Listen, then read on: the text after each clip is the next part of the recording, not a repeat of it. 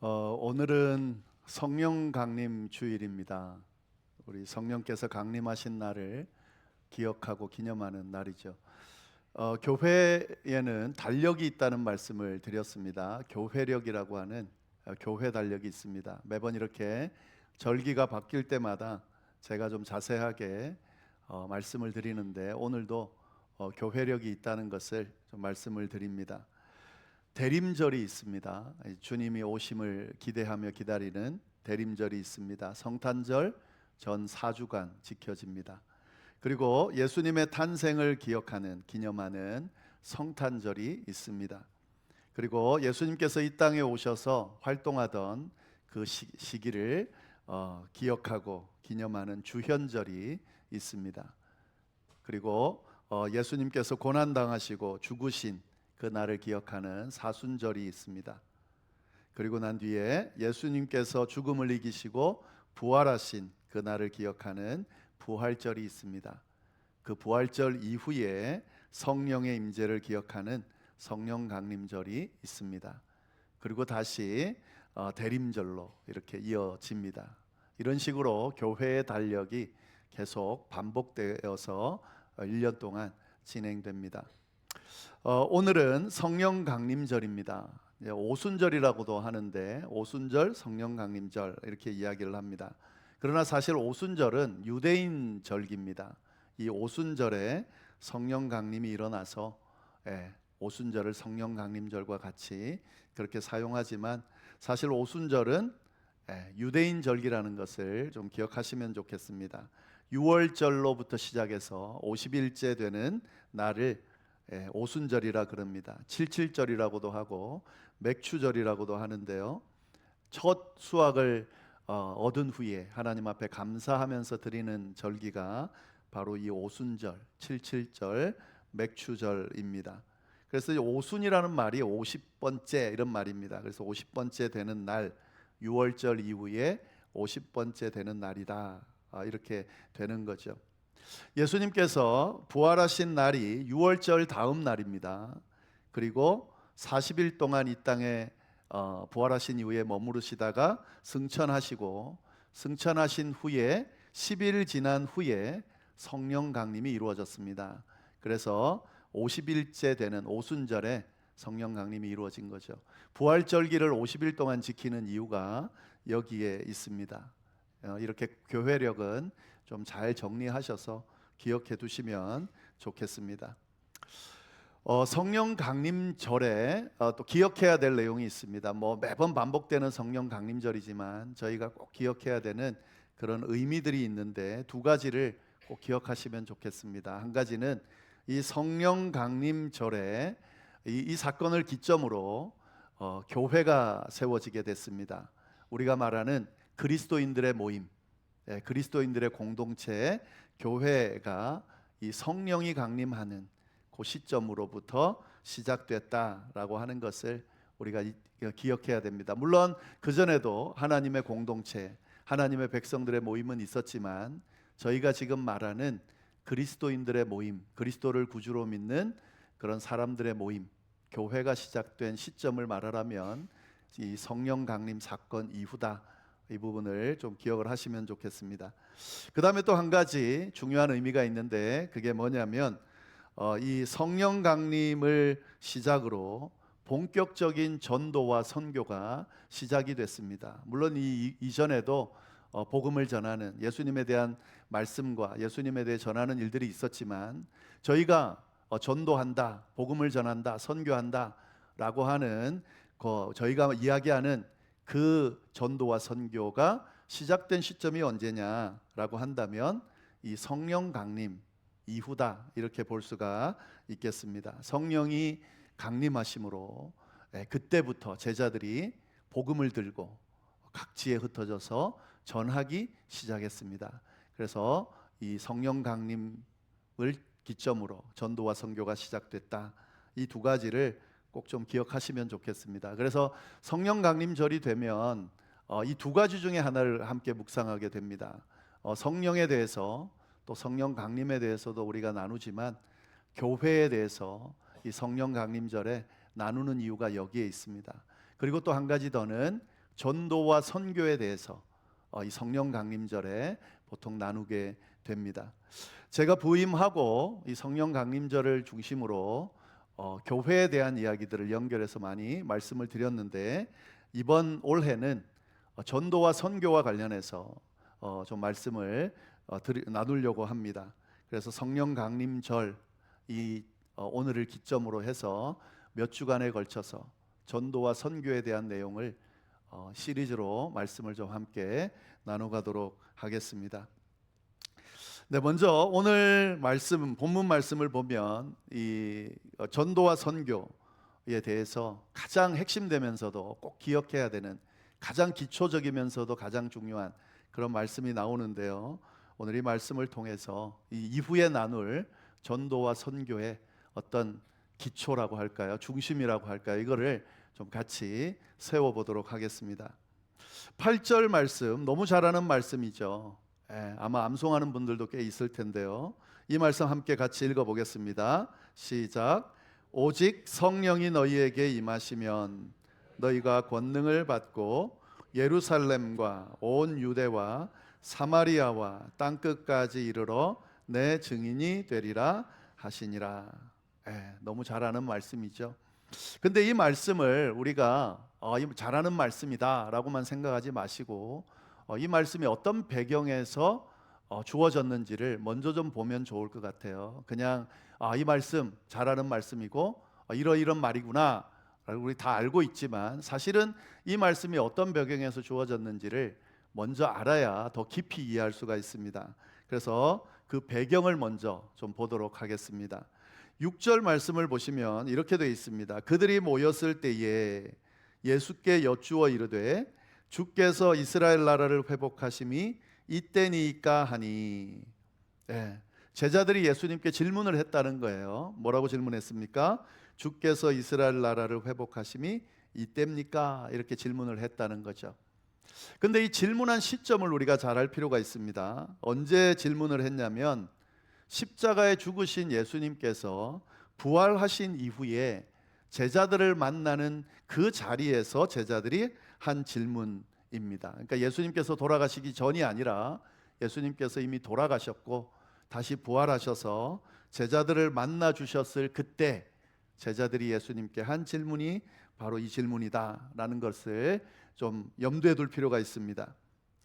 굉장히 자연스러운 질문처럼 보이죠. 이제 죽었다 생각했던 예수님이 다시 나타나셔서 딱 그 제자들 앞에 나타나니까 그런 생각이 들 수 있습니다. 이스라엘 나라를 회복하려고 오셨구나, 이렇게 생각할 수 있겠죠. 그러니까 질문할 수 있겠죠. 당신이 주님이 여기 오신 거 보니 이제 이스라엘을 회복할 때가 바로 이때인 것 같은데 그렇습니까? 라고 그렇게 질문을 하고 있는 겁니다. 굉장히 자연스러운 질문 같지만 사실은 이 이전의 배경들을 잘 알고 있으면 이 질문이 얼마나 잘못된 질문인지를 우리가 깨달을 수 있습니다.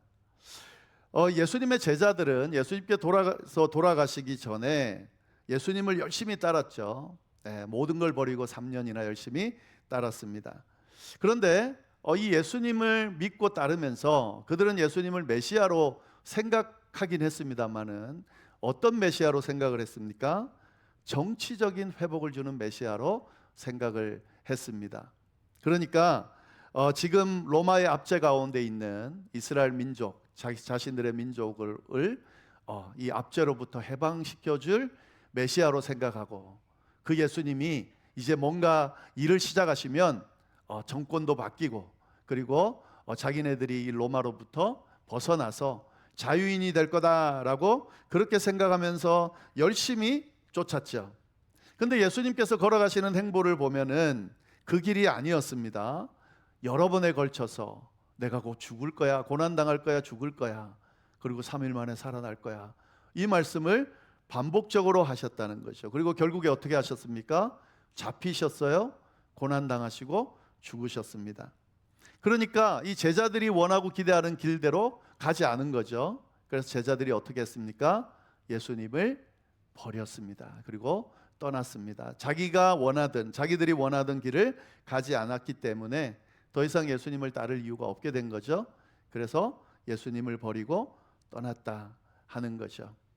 그러니까 정치적인 메시아로 이스라엘이 회복될 것을 기대하며 그렇게 예수님을 따른 이 제자들의 모습이 예수님의 뜻과 다르다는 것이 분명히 드러나 있었는데, 그런데 다시 만난 예수님께 제자들이 뭐라고 질문하고 있는 겁니까? 이스라엘을 회복할 때가 이때입니까? 돌아가시기 전과 똑같은 질문을 하고 있다 하는 거죠. 완전히 지금 잘못 생각하고 있는 거죠. 완전히 지금 잘못 묻고 있는 거죠. 여전히 이들은 정치적인 메시아로서의 예수님을 생각하고 있었던 거죠.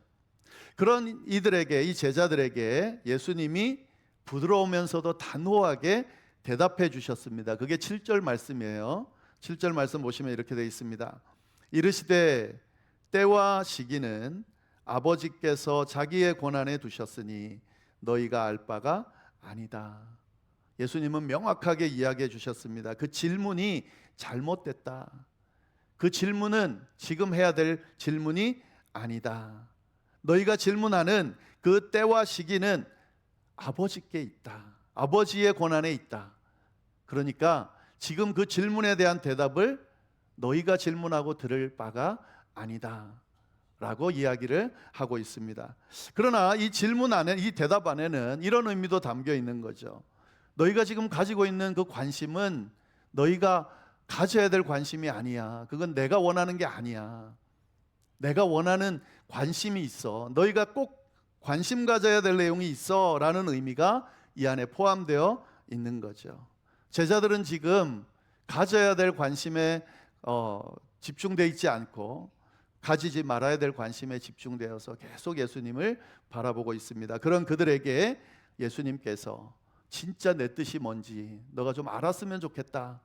너희가 진짜 관심을 가져야 될 내용이 뭔지 좀 알았으면 좋겠다 라고 대답하시면서 하신 말씀이 바로 이 8절 말씀입니다. 제자들이 꼭 알았으면 하는, 절대 잊어버리면 안 되는 그 말씀을 하신 게 바로 8절 말씀이다 하는 거죠. 그러니까 하나님의 뜻, 예수님의 뜻이 잘 드러나 있는 말씀이 8절 말씀이라고 이렇게 우리가 이해할 수 있는 겁니다. 근데 이 말씀이 얼마나 중요하냐면요, 지금 오늘 본문에 9절 말씀은 없는데 이 말씀 8절 말씀을 하고 난 뒤에 9절 말씀에 어떻게 이어지냐면 이렇게 되어 있습니다. 이 말씀을 마치시고 그들이 보는데 올려져 가시니 구름이 그를 가려 보이지 않게 하더라. 예수님께서 이제 제자들 앞에서 완전히 승천하는 그런 장면을 보여주는 건데요, 이 말씀을 마치신 후에라고 분명히 되어 있습니다. 이 말씀을 마치시고 그들이 보는 데서 하늘에 올라가셨다 이렇게 되어 있습니다. 그러니까 예수님께서 이 땅에 계시면서 무수히 많은 가르침과 말씀을 하셨는데 가장 마지막에 하신 말씀이 뭔가? 오늘 성경대로만 한다면 가장 마지막에 하신 말씀이 뭐죠? 이 8절 말씀이라는 거죠. 오직 성령이 너희에게 임하시면 너희가 권능을 받고 유대와 예루살렘과 온 유대와 사마리아와 땅끝까지 이르러 내 증인이 되라. 이 말씀을 마지막으로 하시고 제자들 눈앞에서 사라졌다는 거죠. 그러니까 이건 뭘 의미하는 거죠? 너무너무 중요한 말씀이라는 거예요. 다 잊어버려도, 다 지키지 않아도 최종적으로 꼭 지켜야 될 말씀이 있다. 그 말씀이 뭡니까? 이 8절 말씀이라는 거죠.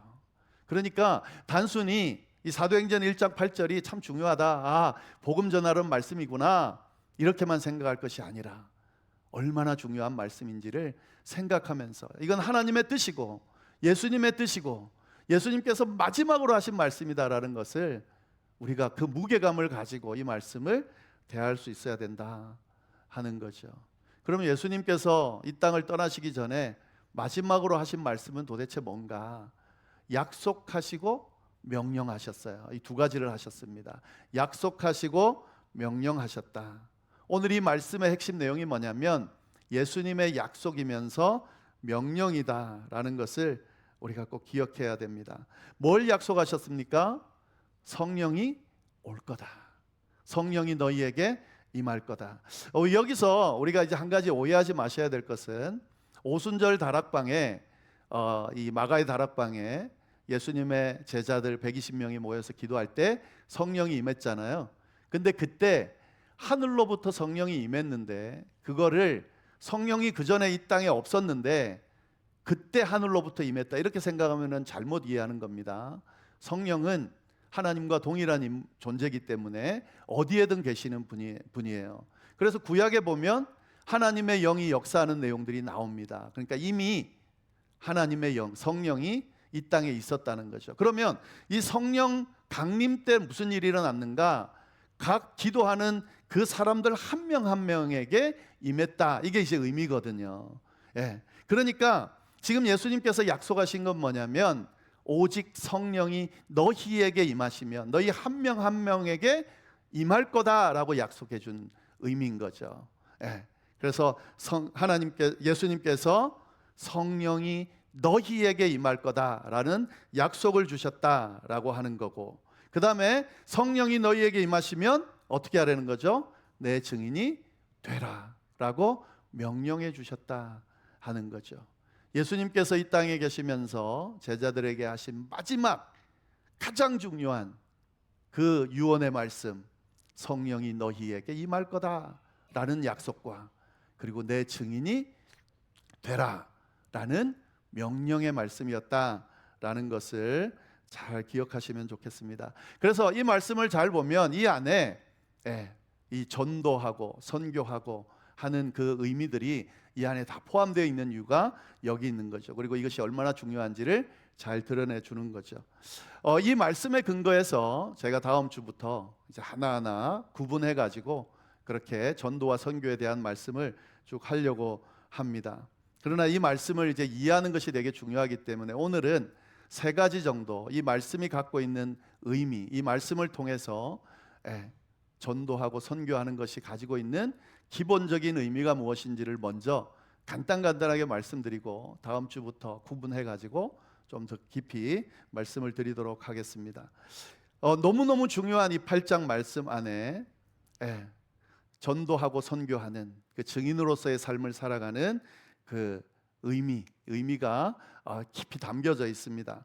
첫 번째 우리가 좀 봐야 될 게 뭐냐면은요, 증인이 되리라 이제 이야기하셔서 증인의 삶을 살아야 된다라고 이제 예수님께서 명령을 하신 거죠. 성령이 너희에게 임할 거고 또 임하면 그 증인이 되는 삶을 살아야 된다 말씀하셨는데, 여기서 이 증인이 되리라라고 하는 이 말씀을 좀 주의 깊게 봐야 됩니다. 제가 예수님이 증인이 되라라고 명령하셨다 이렇게 말씀을 드렸어요. 그러니까 여러분들이 증인이 되라고 말씀하셨구나 이렇게 생각하실 수 있는데, 사실 성경을 잘 들여다보면 증인이 되라고 말씀하시지 않으셨죠. 그죠? 뭐라고 말씀하셨습니까? 증인이 되리라고 말씀을 하셨습니다. 이 되라라는 것과 되리라라고 하는 단어는 같이 쓸 수 있는 단어가 아닙니다. 그렇죠? 되라라고, 만약에 내 증인이 되라라고 하면 이 안에는 어떤 의미가 담겨 있습니까? 우리가 제자들이 의지적으로 증인이 돼야 된다라는 의미가 담겨 있는 거죠. 증인이 되기 위해서 노력한다는 의미가 담겨 있는 겁니다. 이렇게 말씀을 이해하면 예수님 뭐라고 말씀하신 게 되냐면 내 증인이 되도록 노력해라, 내 증인이 되도록 애써라, 내 증인이 되도록 힘을 써라, 뭐 이런 의미가 되는 겁니다. 그런데 내 증인이 되리라라고 이야기하면 이거는 완전히 의미가 달라집니다. 어떻게 달라집니까? 증인이 된다는 거예요. 내 의지적으로 내가 뭘 한다는 게 아니라 성령이 너희에게 임하시면 어떻게 됩니까? 증인이 된다는 거예요. 자연스럽게 증인이 된다라고 하는 의미가 이 안에 포함되어 있다라고 하는 거죠. 성령이 너희에게 임하시면 자연스럽게 증인이 될 거다라고 말씀하셨다는 것을 우리가 절대로 놓치면 안 됩니다. 증인이 된다라고 하는 것, 전도와 선교하는 삶을 산다라고 하는 것은 절대로 억지로 짜내가지고 노력해가지고 그렇게 해서 성취해내는 것이 아니라는 것을 우리가 잘 이해하면 좋겠습니다. 전도하자, 선교하자, 증인된 삶을 살아야 된다라고 막 이야기하면 그 마음 안에는 어떤 마음이 먼저 딱 들어오냐면, 아, 내가 전도해야 되는구나, 그리고 선교해야 되는구나, 이걸 위해서 노력해야 되는구나, 막 이런 마음을 가지게 되는데, 시작점이 그게 아니라는 걸 잘 아셔야 됩니다. 예. 성령이 너희에게 임하시면 자연스럽게 내 증인이 될 수밖에 없다라는 말씀이라는 거죠. 그리고 또 이 말씀을 이렇게 이해하면 어떤 현상이 생기냐면, 해도 되고 안 해도 되는 게 아니에요. 이거는 증인된 삶을, 나는 살아야지, 내가 이제 교회 다니지 좀 됐으니까, 내가 좀 이제 신앙적으로 조금 그래도 성숙해지고 연수가 좀 됐으니까 이제는 좀 전도 좀 해봐야지, 이제는 좀 선교 좀 해봐야지. 이게 여기의 말씀과는 전혀 그렇게 맞지 않다는 거죠. 오늘 말씀, 예수님이 하신 너무너무 중요한 이 말씀은 뭐라고 되어 있습니까? 성령이 너희에게 임하시면 너희가 내 증인이 될 수밖에 없다, 돼야 된다라고 하는 말씀을 하고 계시다는 것을 우리가 기억할 필요가 있습니다. 선택사항이 아니에요. 이거는 필수사항입니다. 성령이 임했으면 이렇게 된다는 거예요. 그러면 어떻게 됩니까? 내가 증인된 삶을 살고 있다면 내가 성령이 임했다라고 생각할 수 있는 거죠. 내가 증인된 삶을, 전도하고 선교하는 삶을 살고 있지 못하다면 그럼 어떨 확률이 높습니까? 성령이 내게 임하지 않았을 수도 있다라고까지 우리가 생각할 수 있다는 거예요. 오늘 이 말씀에는 분명히 그 말씀이 되어 있습니다. 오직 성령이 너희에게 임하면, 임할 거야. 그리고 그 성령이 너희에게 임하면 너희는 내 증인이 될 거야 라고 말씀하고 계신다 하는 거죠. 이 제자들이요, 예수님 돌아가시기 전에 예수님께서 막 능력 주시면서 복음 전하러 했습니다. 그죠? 그래서 막 다니면서 기적 행하고 막 병자들 고치고 막 치유하고 하면서 그렇게 복음을 전했어요. 그때는 약간 예수님이 명령하셔서 억지로 하는 느낌이 있었습니다. 그런데 진짜 복음을 전하고 정말 이 제자들이 전도하고 선교하는 증인된 삶을 살았다라고 볼 수 있는 그 시점이 언제냐면 성령이 임하고 난 뒤부터 그렇게 됐어요. 거기에는 예수님이 너희가 가서 복음을 전하고 어째라 이런 말씀 안 하셨어요. 성령 강림 일어난 이후부터 그때 있었던 성령을 받았던 제자들은 다 어떻게 했습니까? 복음을 들고 나가서 증인된 삶을 살았다는 거죠. 그렇게 예수님 부인하고 예수님을 배반했던 베드로가 성령 임재 끝나고 난 뒤에 어떻게 했습니까? 담대히 나가가지고 사람들 앞에서 복음을 선포하면서 그 자리에서 3,000명이 회심하는 그런 역사를 행했다 하는 거죠. 성령이 임하면 자연스럽게 나타나는 현상이 바로 증인된 삶을 사는 거다, 선교하고 전도하는 삶을 살게 되는 거다 라고 하는 이 기본적인 사실을 좀 잘 기억하시면 좋겠습니다. 전도하고 선교하고 교회에서 전도하고 선교하자, 저거는 이제 올해는 하고 다음에는 안 하고, 아니면 올해는 좀 쉬고 다음에는 하고, 이런 선택사항이 아니라는 거예요. 필수사항이라는 걸 꼭 기억을 하시면 좋겠습니다. 네, 이 더 자세한 내용은 다음에 또 이야기하도록 하겠습니다. 그리고 또 이 말씀 안에서 우리가 볼 수 있는 두 번째는 뭐냐면, 근데 성령이 너희에게 임하시면 내 증인이 되리라, 이렇게 문장을 이으면 아주 자연스럽죠. 이렇게 말해도 될 텐데 예수님은 그 사이에다가 뭘 하나 집어넣어 놨어요. 무슨 말씀을 하셨냐면, 성령이 너희에게 임하시면, 그 다음 뭐죠? 너희가 권능을 받고 그 다음에 내 증인이 되리라 라고 말씀하셨다 하는 거죠. 성령이 너희에게 임하면 그 다음 단계가 증인이 되는 단계가 아니에요. 이거를 잘 하셔야 됩니다. 성령이 너희에게 임하시면 그 다음 단계는 뭐죠? 너희가 권능을 받는 단계가 이어진다는 거예요. 여기서 권능은 뭐죠? 하나님의 능력, 예수님의 능력을 받는다라고 하는 의미입니다. 그러니까 성령이 진짜 임하면, 성령의 충만함을 받게 되면 그 하나님의 능력이, 예수님의 능력이 내게 임하게 된다라는 거죠. 그리고 이 권능이 임해지니까 그 다음에 어떻게 되는 거죠? 내 증인이 된다라고 하는 거예요. 여기서 권능이라고 하는 것은 디나미스라고 하는 헬라어 말인데요, 다이너마이트의 근원이 되는 그런 내용의 말입니다. 그러니까 성령이 너희에게 임하시면 다이너마이트 같은 그런 큰 권능을 받게 되고, 그 권능이 내 안에 머물게 되면 자연스럽게 어떻게 되는 거죠? 예수님의 증인이 된다라고 하는 이야기입니다. 여기서 우리가 전도와 선교에 대한 이해를 한 가지 할 수 있게 되는데요, 우리가 전도와 선교 또 증인된 삶을 살아간다고 할 때 막 내 힘으로 내 열심으로 막 뭔가 하려고 덤비는 경우가 있어요. 네, 그럼 뭐 좋은 자세죠. 나 전도해야겠다, 선교해야 되겠다, 막 이런 어떤 그런 마음들을 가지고 열심을 내는 건 좋은 건데, 그게 내 힘으로 내 의지대로 뭔가 하려고 하는, 뭔가 내 의를 드러내기 위한 그런 마음이라고 한다면 이미 시작점부터 잘못됐다는 거죠.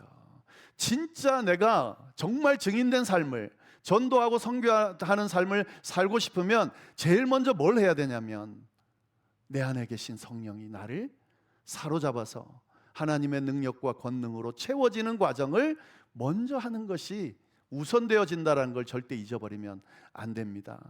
그래서 보시면은요, 이 선교하고 전도하는 분들, 특히 선교사들, 제가 선교지를 참 많이 다녔습니다. 뭐 선교팀을 끌고 다니기도 하고, 그리고 제가 직접 선교팀 만들기도 하고, 수많은 선교사들을 만났는데 하나하나 같이 그 선교지에 그 어떤 선교사님들의 삶이라고 하는 거는 정말 쉽지가 않아요.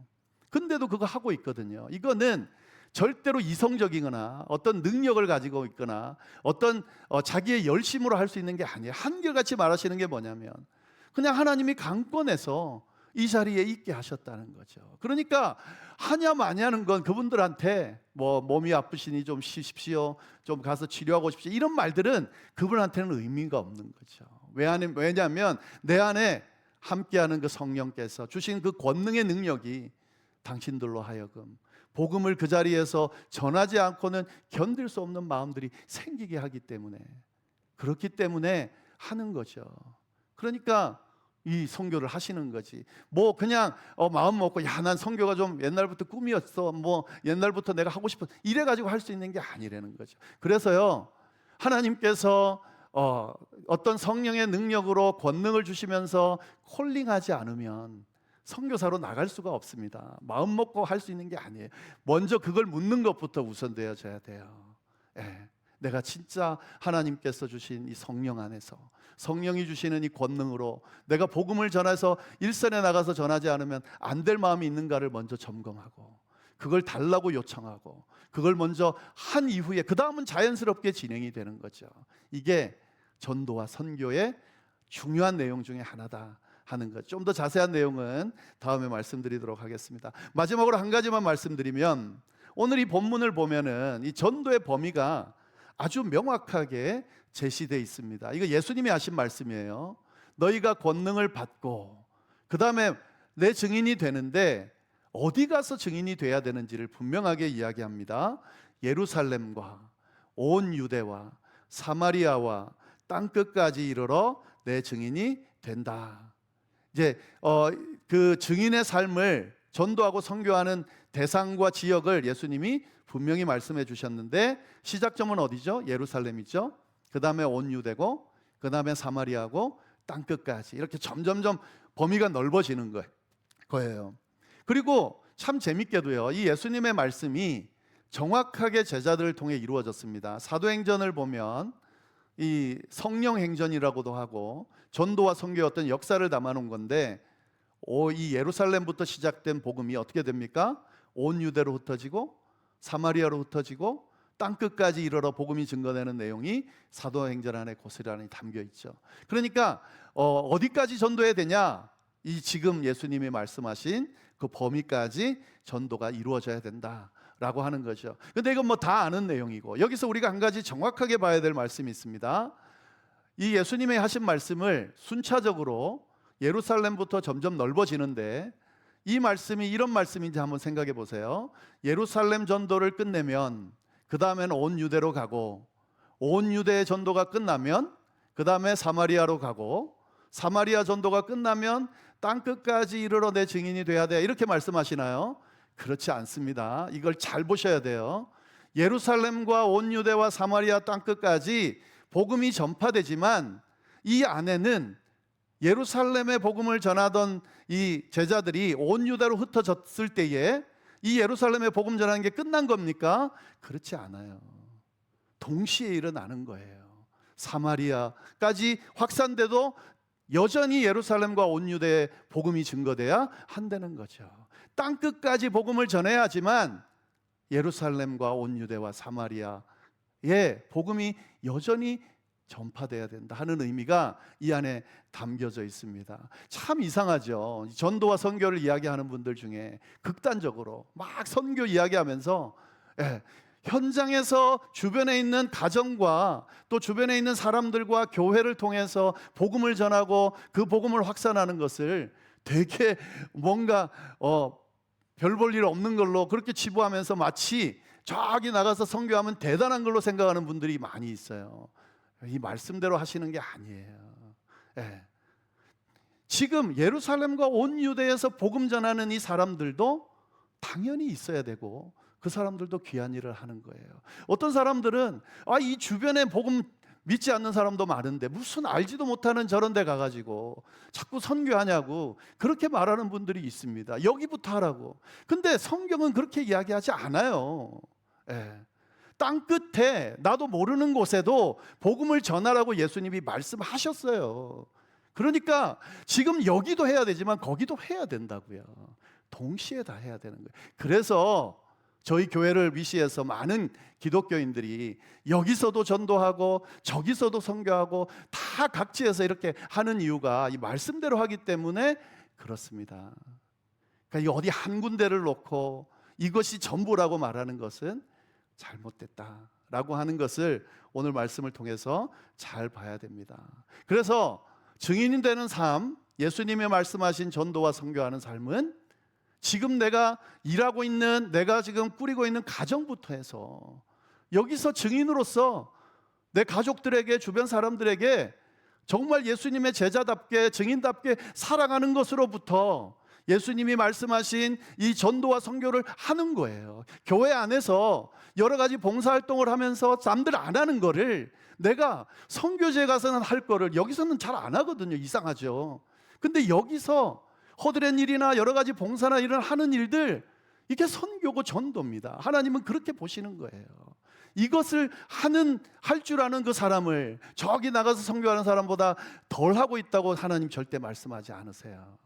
그 일도 귀하게 보시는 거죠. 교회에서 우리가 나가서 전도하는 거, 전도지 한 장 나누는 거, 이거 별거 아닌 것 같지만 어디 나가서 선교하는 것만큼이나 주님께서 말씀하신 명령을 이행하는 거죠. 그리고 거꾸로 또 저기 나가서 선교지에 있는 선교사들을 돌아보고 선교하는 그 일은, 그 일도 너무너무 귀한 일이니 이것과 함께 꼭 병행해야 되는 그런 일이기 때문에 그 일을 위해서도 기도하고, 나갈 수 있는 사람들 정말 성령이 임하셔서 권능을 주셔서 나가서 모든 걸 걸고 선교하는 사람들은 또 선교하면서 그들을 위해 기도하고 함께 협력하는 이 모든 과정들이 전도와 선교 안에 포함되어 있다는 것을 이 말씀을 통해서 기본적으로 이해한 후에 그 다음에 뭐 선교가 어쩌니 전도가 어쩌니 이런 논의들이 되어져야 된다는 것을 꼭 기억할 수 있기를 바랍니다. 이게 자꾸 헷갈리니까 그냥 자기 교회에서 경험한 것들 가지고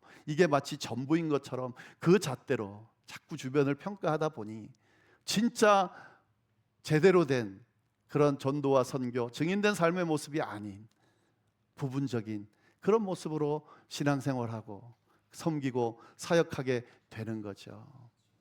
이 이후에 나누는 어떤 이야기도 모두 저 이 1장 사도행전 1장 8절에 근거해서 이것도 중요하고 저것도 중요하다고 제가 말씀을 드릴 겁니다. 그러니까 이 1장 8절에 나와 있는 예수님께서 이 세상에 계시면서 하신 마지막 말씀, 이 말씀에 근거해서 어떻게 증인된 삶을 살지를, 전도하며 선교하며 살지를 함께 나누면서 그렇게 주님이 원하시는 그런 복된 삶을 다 살아갈 수 있게 되기를 간절히 바랍니다. 기도하겠습니다. 하나님 아버지, 참으로 감사합니다. 오늘 또 성령 강림 주일날 귀한 말씀을 통하여 우리가 어떻게 참된 제자로, 예수님의 제자로, 또 그리스도인으로 살아가게 될지, 살아가야 할지 알려주셔서 감사합니다. 주신 말씀 잘 붙들고 정말 주님이 원하시는 뜻 안에서 그 뜻에 합당한 그리스도인으로서의 삶을 살아가는 저희 모두가 될 수 있도록 주여 인도하여 주옵소서. 그렇게 해주시리라 믿고 예수님의 이름으로 기도드립니다. 아멘.